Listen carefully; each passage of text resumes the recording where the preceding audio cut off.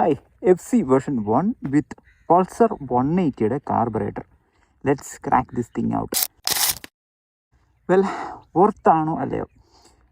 ഞാൻ സ്റ്റോക്ക് ഞാൻ മേടിച്ചപ്പോൾ ഇത് ഓൾമോസ്റ്റ് ഞാൻ മേടിച്ചിട്ടൊരു 2.5 ഇയർ എബോവ് ആയിട്ടുണ്ട് വണ്ടി. അതിനിടയ്ക്ക് ഫസ്റ്റ് ടൈമാണ് വണ്ടിയുടെ സ്റ്റോക്ക് കാർബറേറ്റർ ഫുള്ളി കംപ്ലൈൻ്റ് ആയിട്ട് ഞാനിപ്പോൾ 180യുടെ കാർബറേറ്റർ യൂസ് ചെയ്യുന്നത്. വെൽ, ഞാൻ കുറേ റെഫറൻസ് ഞാൻ നോക്കി, കുറേ ആൾക്കാരോട് ഞാൻ ചോദിച്ചു നോക്കി ഏത് കാർബറേറ്റർ യൂസ് ചെയ്യണമെന്ന്. അപ്പാഷെ 180യുടെ ഒക്കെ കാർബറേറ്റർ എനിക്ക് സജസ്റ്റ് ചെയ്തിട്ടുണ്ട് കേട്ടോ. നമ്മുടെ ഓൾഡ് അപ്പാഷെ 180യുടെ കാർബറേറ്ററൊക്കെ വെച്ച് കഴിഞ്ഞാൽ മിസ്സിങ് ഉണ്ടാവില്ല, അതുപോലെ നല്ല പവറിൻ്റെ കാര്യത്തിൽ നല്ലൊരു പവർ ഔട്ട്പുട്ടും കിട്ടുമെന്നൊക്കെ കുറേ അഭിപ്രായങ്ങൾ കേട്ടിട്ടുണ്ട്. അങ്ങനെ കിട്ടാനായിട്ടും അതുപോലെ വെക്കാനായിട്ടും വർക്ക്ഷോപ്പുകാർക്കും അതുപോലെ തന്നെ നമുക്കും പെട്ടെന്ന് പടപടയുന്ന കാര്യങ്ങളൊക്കെ പണി കഴിഞ്ഞ് ഇറക്കാനായിട്ട് പറ്റിയത് പൾസർ 180യുടെ കാർബറേറ്ററാണ്. 150യുടെ അല്ല, 180യുടെ കാർബറേറ്ററാണ്. ഓക്കെ, നൗ എക്സ്പീരിയൻസ് വൈസ് നമുക്ക് നോക്കിക്കഴിഞ്ഞാൽ എനിക്ക് സ്റ്റോക്ക് കാർബറേറ്ററിൽ മൈലേജ് കിട്ടിക്കൊണ്ടിരുന്നതെന്ന് വെച്ച് കഴിഞ്ഞാൽ അറൗണ്ട് 35 to 40 km/ലിറ്ററാണ് മൈലേജ് കിട്ടിക്കൊണ്ടിരുന്നത്. പവറിൻ്റെ കാര്യത്തിൽ ഇപ്പം എന്താ പറയുക, ഈ മൈലേജ് കുറവ് കാണിക്കുമ്പോഴത്തേക്കും എല്ലാവരും പറയും ലൈക്ക് മാരകമായിട്ടുള്ള പവർ ചിലപ്പോൾ കാണുമെന്ന് ഓർക്കും. പക്ഷേ പവറിൻ്റെ കാര്യത്തിൽ എനിക്ക് ടോപ്പ് എൻഡ് അറൗണ്ട് 110 ആണ് കയറിയിട്ടുള്ള വണ്ടി. അതുപോലെ പിക്കപ്പും കാര്യങ്ങളൊക്കെ അത്യാവശ്യം നല്ല ബൈറ്റി ആയിട്ടുള്ള പിക്കപ്പാണ് വണ്ടിക്കുള്ളത്. അതായത് ഇനീഷ്യൽ നമുക്ക് ആ ഒരു പഞ്ച് നല്ല രീതിയിൽ ഉണ്ട്. ദെൻ 180യുടെ കാർബറേറ്ററിലോട്ട് വന്നപ്പോൾ കാര്യം എന്താണെന്ന് വെച്ച് കഴിഞ്ഞാൽ ഈ സെയിം, അതായത് എനിക്ക് ഒരു ചേഞ്ച് ഫീൽ ചെയ്തിട്ടില്ല. ഈ സെയിം പവർ ഔട്ട്പുട്ടും അതുപോലെ ടോപ്പ് എൻഡുമാണ് എനിക്ക് കിട്ടുന്നത്. ഓൾമോസ്റ്റ് FCയുടെ സ്റ്റോക്കിൻ്റെ ഓൾമോസ്റ്റ് സെയിം ഫീലാണ് എനിക്ക് ആ ഒരു പൾസർ 180യുടെ കാർബറേറ്ററിൽ ഇപ്പോഴും വണ്ടിക്ക് കിട്ടുന്നത്. ബെനിഫിറ്റ് എന്താണെന്ന് വെച്ച് കഴിഞ്ഞാൽ എനിക്ക് 50 to 55 km മൈലേജ് ഈ വണ്ടിയിൽ ഇപ്പോൾ കിട്ടുന്നുണ്ട്. വെൽ, അത് എന്തുകൊണ്ടാണ് എന്നുള്ള രീതിയിൽ എനിക്കറിയത്തില്ല. ചിലപ്പോൾ ഇൻ ഡെപ്ത് ആയിട്ടുള്ള ഡീറ്റെയിൽഡ് എന്താ പറയുക, ആ ഒരു കാർബറേറ്ററിൻ്റെ എന്തെങ്കിലും ഒരു ഇതായിരിക്കാം.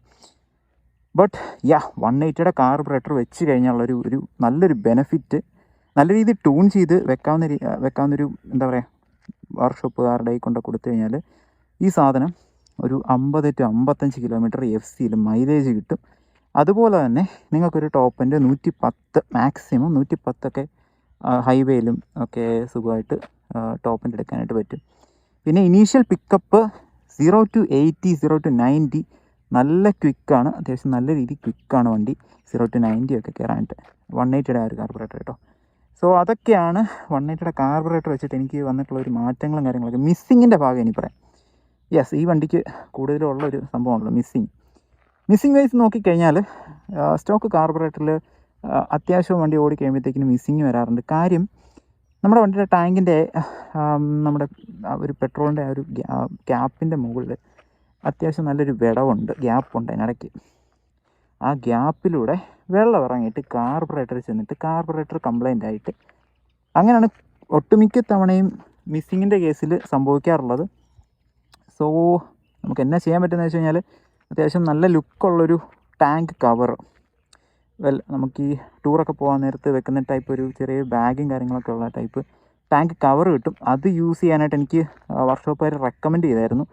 സെയിം വിത്ത് ദിസ് 180യുടെ കാർബറേറ്റർ. വെൽ, ഇനീഷ്യലി 180യുടെ കാർബറേറ്റർ വെച്ചപ്പോൾ എനിക്ക് ഒരു രീതിയിലുള്ള മിസ്സിങ്ങോ കാര്യങ്ങളോ ഒന്നുമില്ലായിരുന്നു. വണ്ടി പക്കാ സ്മൂത്തായിരുന്നു. ബട്ട് ആഫ്റ്റർ ഒരു 2-3 റെയിനി റൈഡ്സ് കഴിഞ്ഞപ്പോഴാണ് ഈ ഒരു സാധനം അഡ്രസ്സ് ചെയ്യാൻ തുടങ്ങിയത്. ഈ ഒരു മിസ്സിങ്ങിൻ്റെ ഒരു കാര്യം പയ്യെ കയറി വരാൻ തുടങ്ങിയത്. പ്രോപ്പറായിട്ട് കാർബറേറ്റർ ക്ലീൻ ചെയ്ത് ഈ ഒരു ടാങ്ക് കവറും കാര്യങ്ങളൊക്കെ വെച്ച് നീറ്റായിട്ട് കൊണ്ടുനടന്നു കഴിഞ്ഞാൽ ചിലപ്പം അതും വരാൻ ചാൻസ് ഇല്ല. ബട്ട് എന്തൊക്കെ ഇരുന്നാലും 180യുടെ കാർബറേറ്റർ അറൗണ്ട് 2600 ആ ഒരു റേഞ്ച് എനിക്ക് 180യുടെ കാർബറേറ്ററിനായത്.